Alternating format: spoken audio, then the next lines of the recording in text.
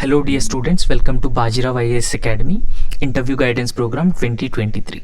So in this interview guidance program, we have been discussing few current issues which are relevant for the UPSC interview 2023, and they are very important and you need to understand the concepts of these issues. Okay, so therefore you can answer any question which is asked from this particular topic. So in this program also we have been discussing a very relevant and very important issues which are in news recent times. Okay, so they build your conceptual clarity about the different issues which are happening day to day in news. Okay, so they are not just relevant and important for interview, and they are also important for your prelims and mains examination, because it is all about the concepts you understand on these issues. Okay, so today we are going to discuss about the impact of climate change on agriculture and food security.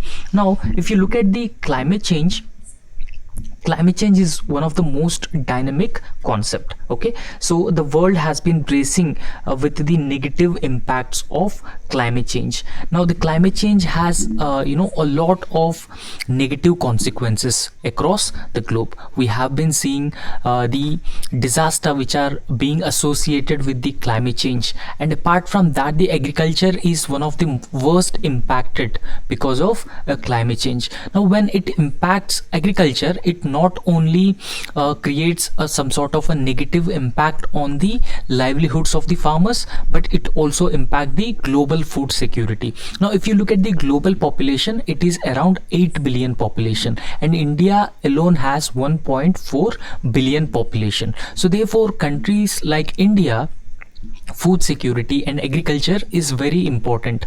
We need to ensure food security and nutrition security for our populations, and apart from that, around 50% of our populations are also dependent on agriculture. So therefore in this context, the climate change has a lot of negative impact on agriculture and food security. So it is important for us to understand the overall impact of climate change on India's food security and agriculture. Okay, so and it is also one of the evergreen topics, and it is one of the dynamic topics. So you can see any question on climate change, agriculture, food security in prelims, mains and even interview, there's a chance that you will be asked such questions. Okay, so if you look at the data of the climate and hunger crisis, so data on this, the agenda of ending the world hunger and malnutrition in all its forms by 2030. Now if you look at the sustainable development goals, now sustainable development goals agenda 2030 clearly mentions about ending world hunger and malnutrition in all its forms by 2030. So it is one of the goals. Now however, it has been facing a formidable challenges because of the climate crisis or the ongoing climate change that has been further worsening. So in this context, this has been further exacerbated by the COVID-19 pandemic. Now we have seen the impact of the COVID-19 pandemic. Earlier we used to have a lot of poverty. However, the world has made a significant progress in bringing a number of people, millions of people out of the poverty cycle. However, they were pushed back into the poverty trap. So therefore the COVID-19 pandemic has further worsened the situation, and that has doubled the population with chronic hunger from 130 million to 270 million. So you can imagine from the consequences of the COVID-19 pandemic. Now apart from that, the UN World Food Program, it actually shows that 2 degrees Celsius rise in average global temperature from pre-industrial levels will see a staggering 189 million additional people in the grip of hunger. Okay, so it says that the UN World Food Program, so it actually provides food assistance to countries which are facing conflict or crisis. So it says that 2 degrees Celsius rise in temperature. Now the world has been battling with the negative consequences of the climate change, and the world has also decided to limit the global temperatures at least 1.5 degrees Celsius if possible, or 2 degrees Celsius maximum. So therefore, if global temperatures rises 2 degrees Celsius above, so it will lead to a staggering 189 million additional people in the grip of hunger. Now apart from that, so if you look at the vulnerable, least emitter but worst sufferer, okay, so if you look at the South Asian countries, African countries, and even the South American countries, and countries in the Indo-Pacific region, they're mostly poor countries, so they are characterized as global south. So however, these countries are most vulnerable, least emitter, but they are worst sufferers. Even though they are less responsible for the global climate change, they have been suffering because of the greenhouse gas emissions by the global north. So if you look at the vulnerable communities, a vast majority of these vulnerable communities, so they rely on subsistence agriculture or subsistence farming. So what exactly is the subsistence farming? Now, subsistence farming is generally a farming which is practiced to meet their own food requirements or food needs. So therefore, vulnerable people have dependent on subsistence farming.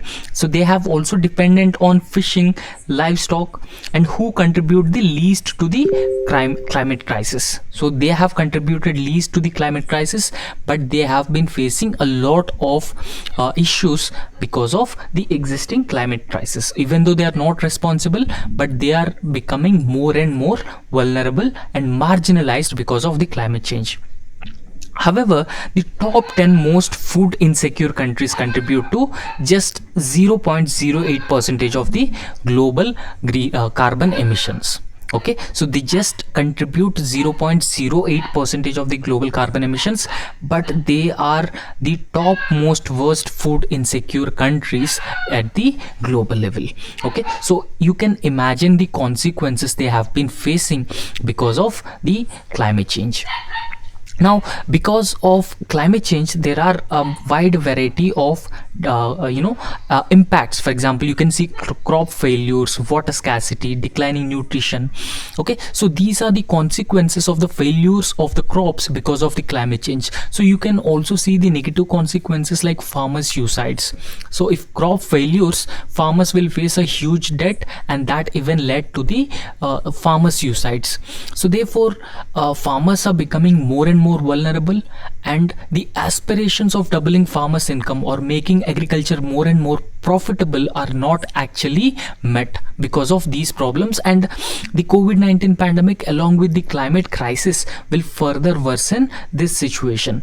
Okay, now if you look at these vulnerable countries, the top 10 food insecure countries or least responsible for climate change, so the populations have lacking the social protection measures. Okay, so this is one of the most crucial problem. So what are those social protection measures? For example, we need to talk about the food safety net, and food insecure depend on humanitarian aid for their survival. So they very often depend on humanitarian aid for their survival. So however, if you look at the sustainable development goals, so they have also emphasized on poverty, prevention of hunger, malnutrition. So firstly, so sustainable development goal number 2, so it talks about zero hunger.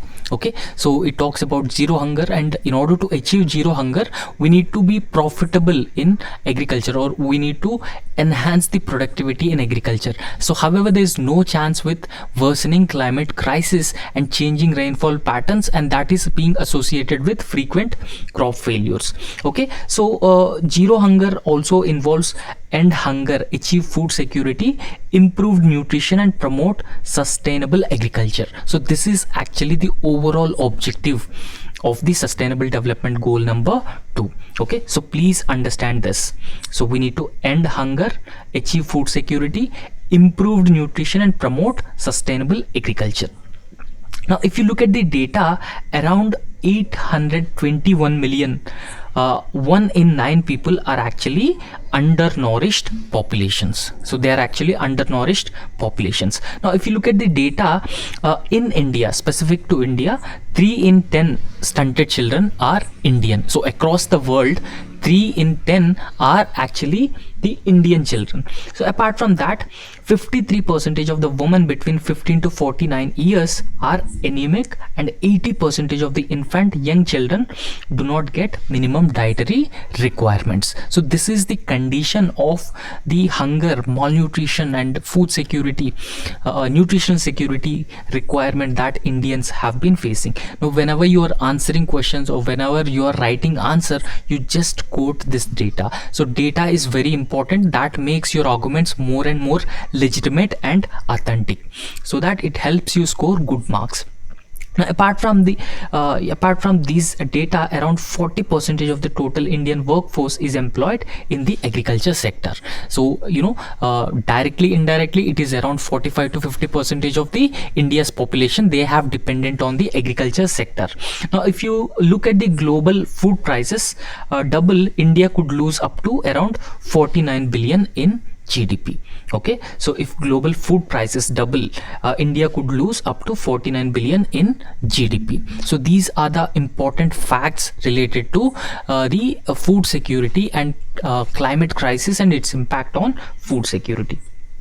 Now apart from that, when we talk about building resilience for the poor, now what is resilience means? Resilience exactly means, resilience means so adoption and mitigation capabilities, the ability of the communities, ability of the vulnerable sections to face the climate crisis, to face the food security. Okay, so we need to talk about the adaptation and the resilience building for poor and vulnerable communities are critical for achieving food security. Okay, so when we talk about role of India, so India has a huge role to play because India is one of the food baskets. India is one of the major exporters of the food across the world. So therefore in this context, India has a huge role to play with its ongoing and now substantial policy work at national and state levels. Okay, so India has to transform its food systems, making it more inclusive, sustainable for high farm incomes and nutrition security. So we have been focused on doubling farmers' income, and we have also focused on making farming more and more remunerative. So since past few years, we have brought several reforms in this regard. So however, we need to transform our food systems. We need to make, we need to adapt to the changing climate. For example, focusing on pulses and cereals, so they achieve food security, nutrition security, and will also provide a sustainable income for the farming community, and they also require lesser resources compared to the conventional or staple crops. So apart from that, we need to focus on diversification of our existing cropping patterns. Now this is one of the major problem that Indian agriculture has been facing. So monocropping is not profitable in the long term, and it is also not sustainable, not eco-friendly in the long term. So therefore we need to focus on diversification of the existing cropping patterns towards cultivation of millets, pulses, oil seeds, horticulture crops. So this is the major requirement. This is what we need to focus on. Okay, so that ensures the sustainable utilization of water, sustainability and climate change. The existing resources can be used in a sustainable manner. Now apart from that, we need to focus on adaptation to finance. Okay, so there were recent pledges that were made by developing countries in enhancing the climate finance. However, they failed to meet their commitments whenever it comes to the climate finance. So they are not able to provide the adequate finance for the developing and least developed countries, and they have pledged $100 billion in assistance to these developing countries. However, they never met their pledges. So they have to support the adaptation and mitigation measures in the developing countries, and it should be considered as a welcome gesture. I mean, a welcome gesture if they provide the technology transfer, they provide financial assistance to these developing and least developed countries. And that is very important for these countries, these developing and least developed countries, to meet the existing climate climate crisis. However, the multilateral banks, for example ADB and Asian Infrastructure Investment Bank, World Bank, so they have a huge role to play when it comes to mitigation and adaptation of agriculture sector and providing food security and nutrition security across the globe. So other financial institutions along with the multilateral developmental banks and private sector, so they can enhance the finance mobilization. Okay, finance mobilization is very important.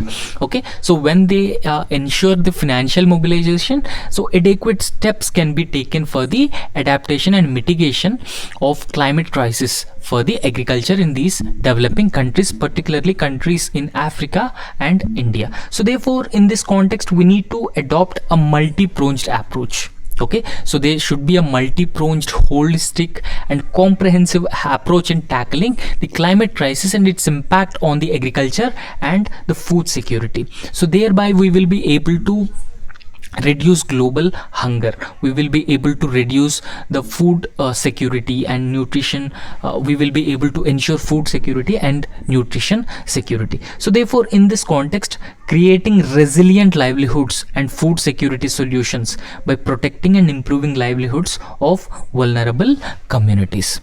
Okay, so the overall objective is adaptation and mitigation of negative consequences of the climate change, and at the same time ensuring food security and nutrition security by protecting and improving the livelihoods of vulnerable communities in the Indo-Pacific region, Africa, South Asia and also the South American countries. So these countries are known as Global South. Okay, so that's all about the agriculture and the climate change and its impact on agriculture and food security systems, and what measures or what steps that have to be taken so that we can prevent the negative consequences of the climate change on food security and agriculture, and thereby we can prevent hunger and ensure nutrition security across the globe.